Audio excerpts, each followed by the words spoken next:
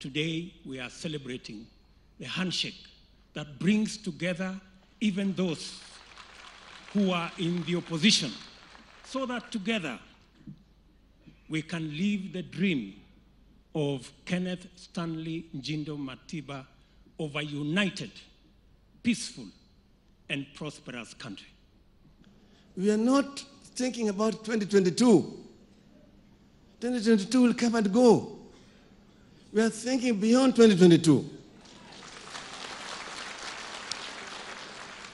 And we agreed that the division that has all the times failed Kenya to achieve the Kenyan dream as coined by the founding fathers must be removed. It will end with us, Raila Odinga and Uhuru Kenyatta.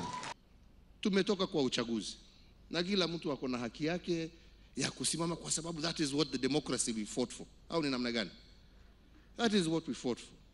Lakini baada ya uchaguzi lazima tutafuta njia ya kuhakikisha ya kwamba kila mtu amekuwa accommodated ndio tuweze kusonga mbele. Na mimi nataka nimshukuru ndugu yangu vile amesema hapa, tulitafutana, tukakaa na tukakubaliana ya kwamba tofauti ya siasa kando, Kenya ni muhimu zaidi kushinda mtu yeyote.